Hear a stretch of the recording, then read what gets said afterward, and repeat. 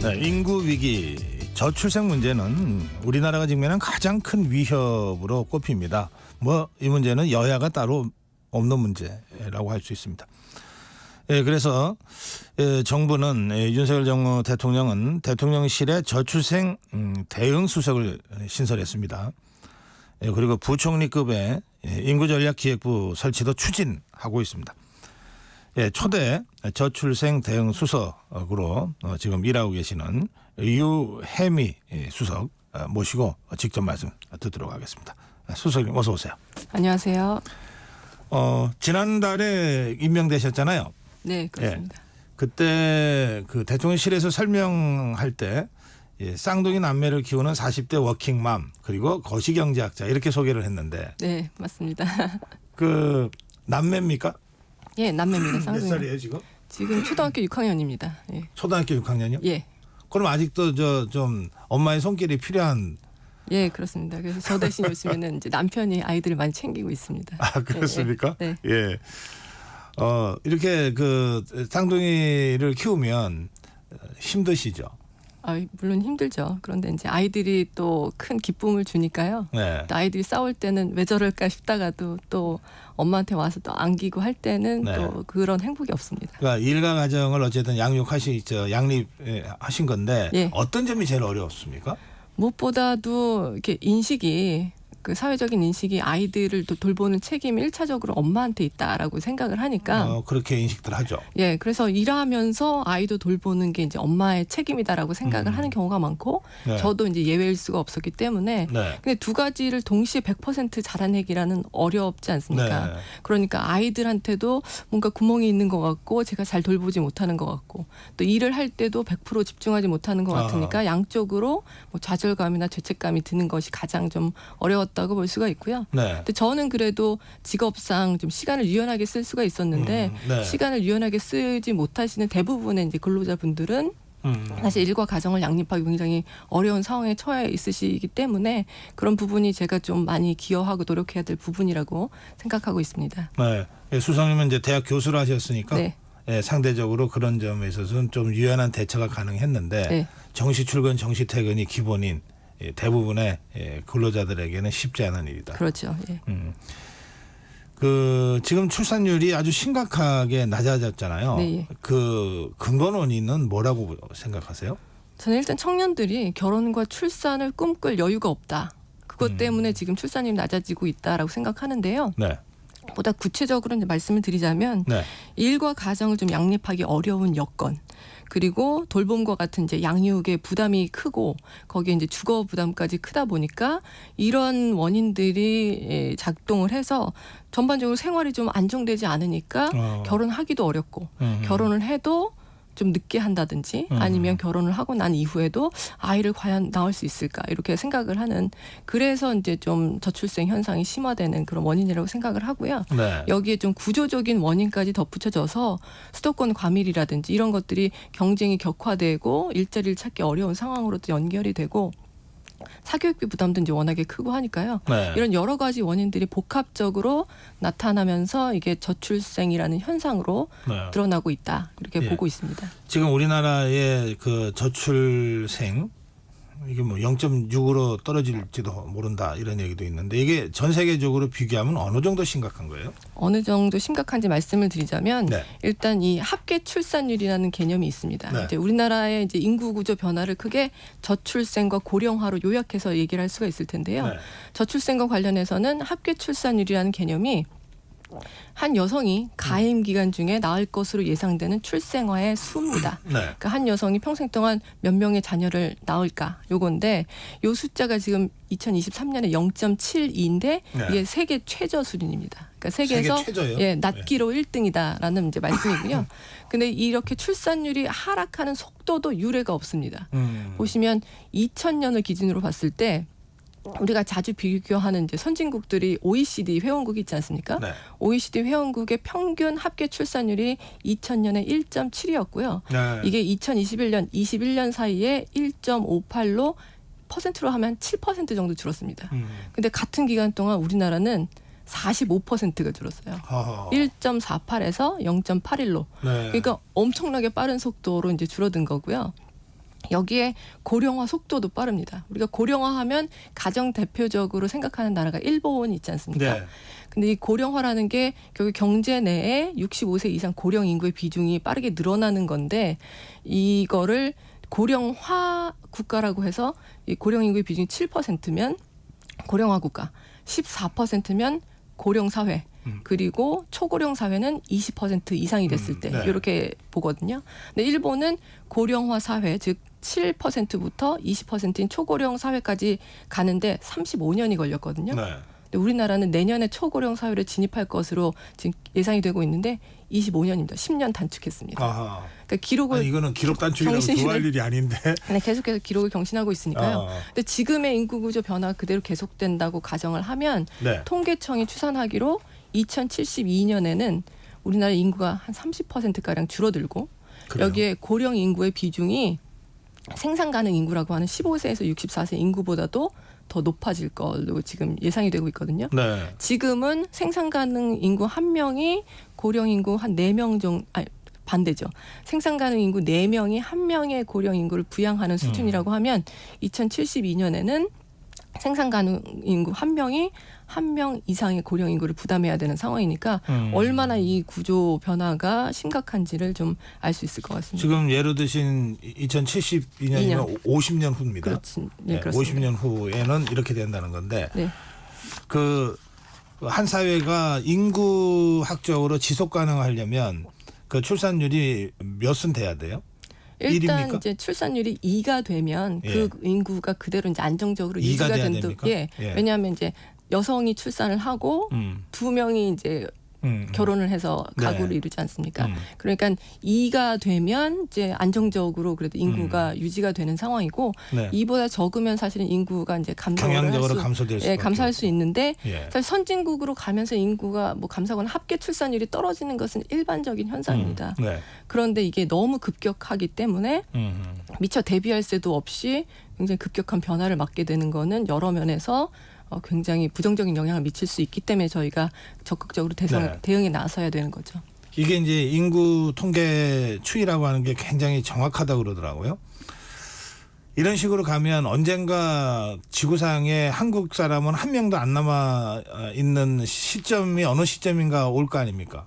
인구 소멸의 위기까지 말씀하시는 분들이 있는데 사실 네. 뭐 그렇게까지 보고 있지는 않고요.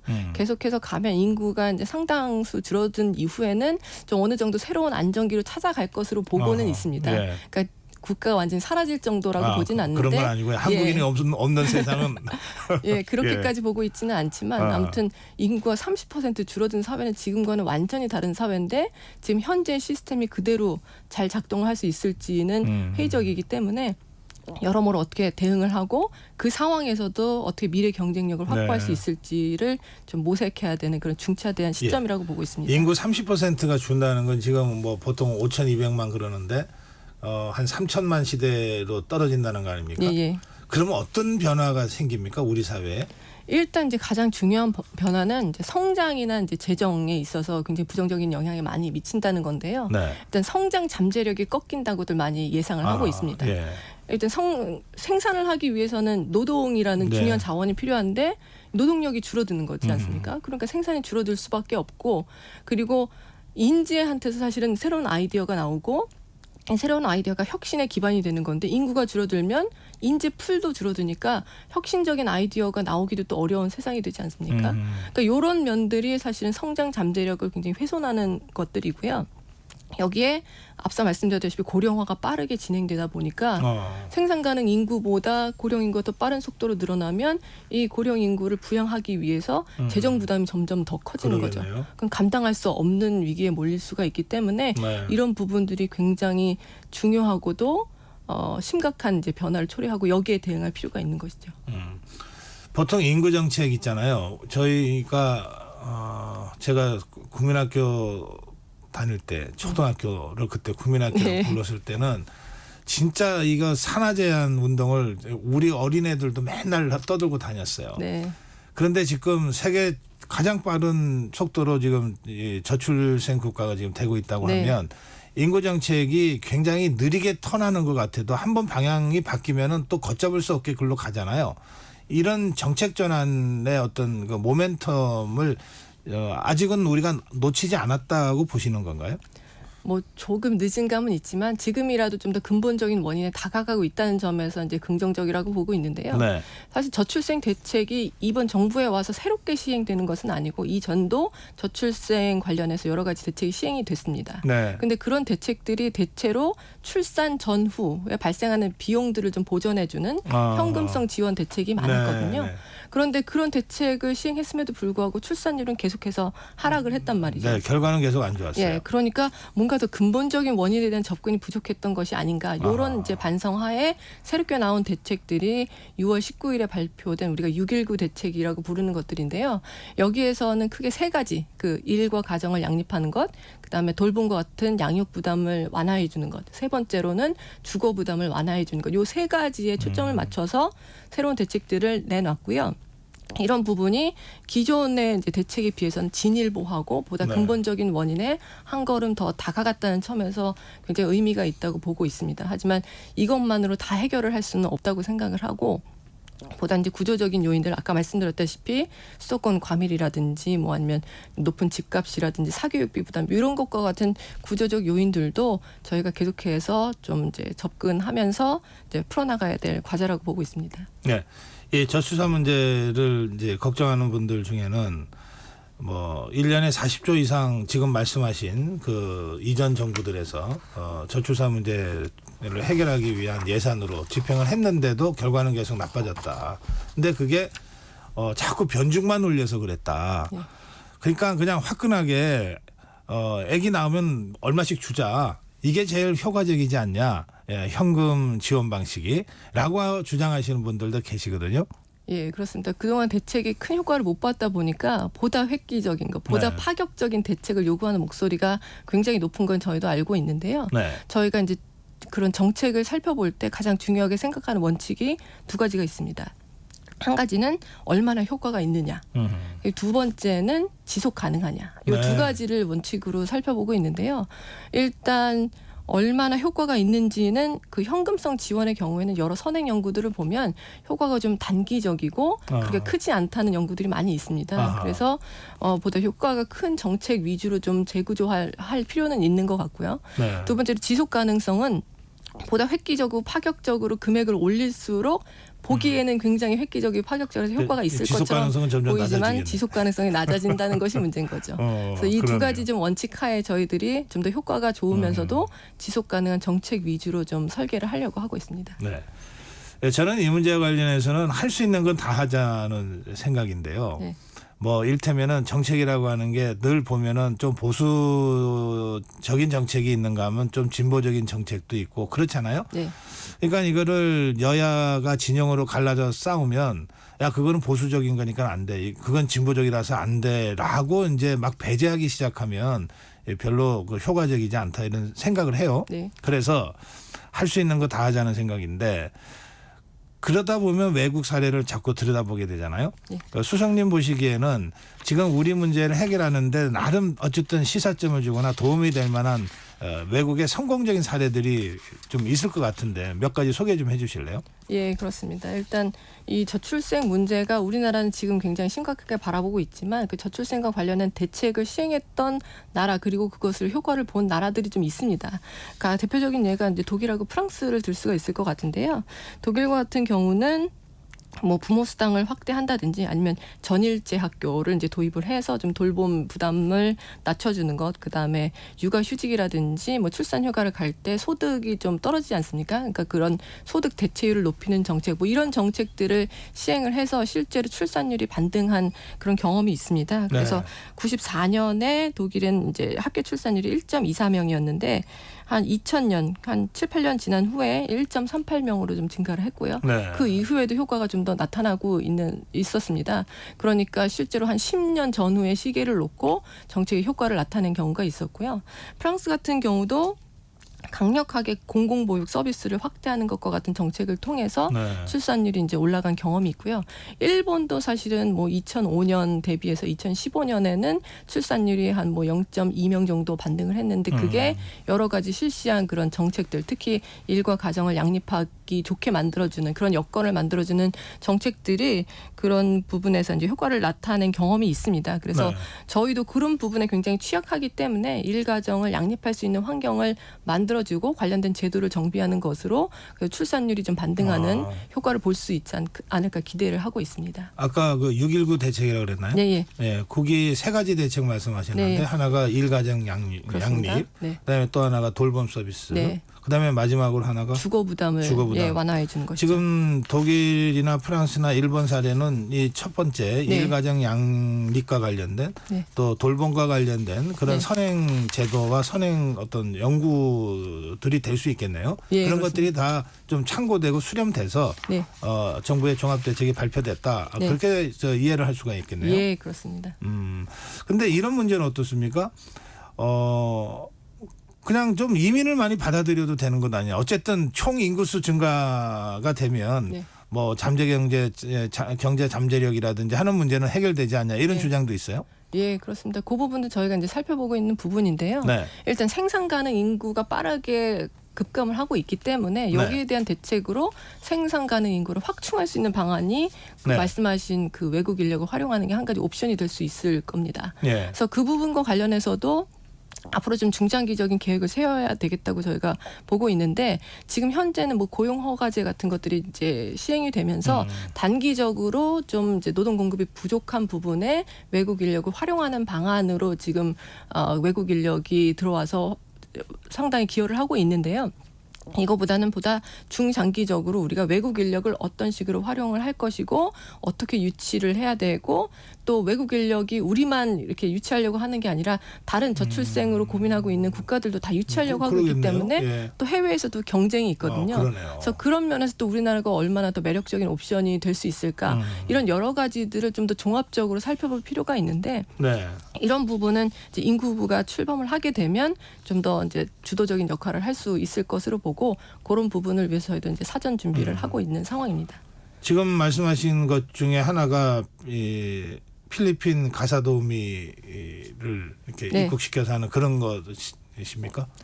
그 부분도 사실은 저출생과 관련해서 저희가 추진하고 있는 이제 대책 중에 하나인데요. 지금 일단은 시범 사업을 하고 있는데 네. 그 정책의 취지는 사실은 이제 맞벌이 가구 이제 많이 증가하지 않았습니까? 그렇죠. 근데 맞벌이 가구의 경우에 일과 가정을 좀 양립하기 어려운 환경에서 돌봄에 대한 수요가 네. 굉장히 많은데 기관이 아닌 집에서 아이들 돌봐줄 수 있는 아하, 거에 대한 수요도 예. 상당히 높고 근데 그 비용이 상당히 크다 보니까 고소득 맞벌이가 아니면은 사실 그런 서비스 이용하기 어려운 환경이거든요. 네. 그래서 우수한 여성 인재가 그런 돌봄의 부담 때문에 사실은 그냥 집에 머무는 경우도 많이 있고 또 이제 돌봄과 일을 같이 하기 병행하기 어려운 경우가 있어서 이런 부분을 해소하기 위해서 양육 그런 비용 부담을 획기적으로 낮춰줄 수 있는 대안으로 사실은 그런 필리핀 가사 도우미나 이런 부분들을 고려를 아하. 하게 된 거거든요. 예. 근데 현재는 이제 최저임금이 적용되는 상황에서 비용이 그렇게 낮지 않다라는 이제 비판이 많이 제기가 되고 있고요. 네. 그래서 저희가 이제 어떤 면에서 그런 비용 부담을 더 낮출 수 있을지를 이제 고민을 해야 되는 상황이고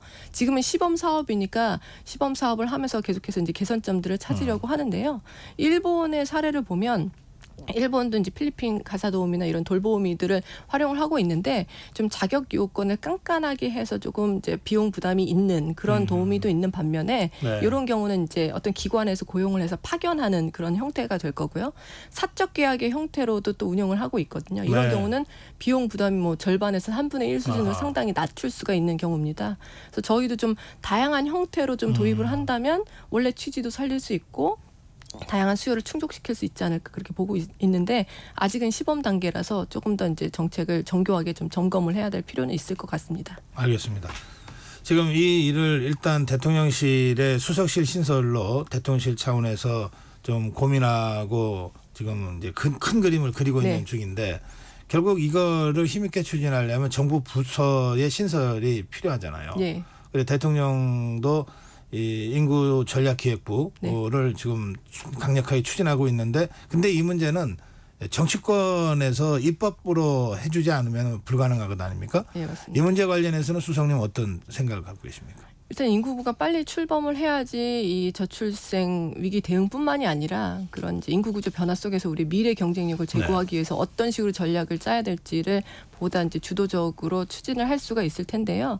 요 아무래도 여야 간에 그래도 이견이 많은 법안들도 있는데 요 정부 조직법 개정안이라든지 아니면 저출산 고령사회 기본법 개정안은 네.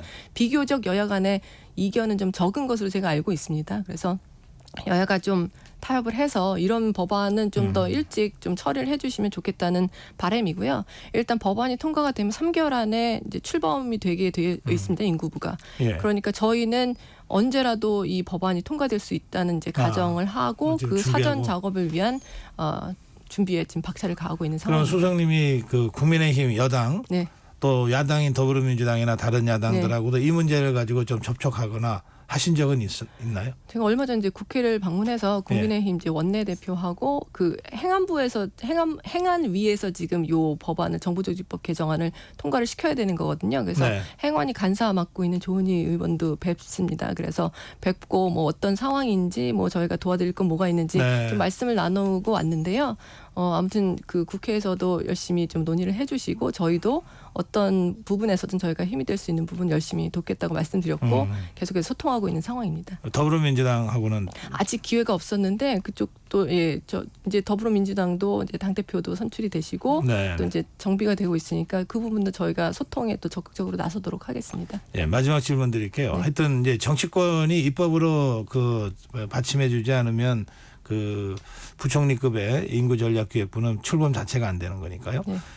그런데 이 문제 관련해서 또 이 저출생 대책과 관련해서 윤석열 대통령이 여러 차례 그 강조를 했는데 실제 수석으로서 이제 대통령을 직접 모시고 일을 하다 보면 대통령의 의지가 이게 어느 정도다라고 하는 게 느껴지잖아요. 네. 어떻게 느끼고 있습니까? 하여튼 굉장히 의지도 강하시고 거기에 덧붙여서 이 문제가 얼마나 중요하고 또 그런데 풀기 어려운 문제인지를 굉장히 잘 인식을 하고 계십니다. 그래서 네. 저를 처음 만났을 때 이 문제는 정말 무슨 수학의 여러 난제들을 10개 합쳐놓은 것만큼 어려운 문제고 이 문제를 풀 수 있으면 노벨상 감이지만 그래도 우리 포기하지 말고 열심히 잘 해보자라고 말씀을 해주셨거든요. 그래서 그런 중책을 저한테 이제 맡겨주신 만큼 저의 이제까지의 제가 쌓아온 뭐 여러 가지 뭐 경험이든 뭐 지식이든 이런 것들 충분히 활용을 해서 네. 이 문제를 해결하는 정말 최선을 다하도록 하겠습니다. 노벨상이 혹시 목표십니까? 뭐 주시면 마다하진 않겠습니다. 예, 오늘 말씀 잘 들었습니다. 예, 감사합니다. 네, 대통령실 유혜미 저출생 대응 수석이었습니다. 고맙습니다. 감사합니다.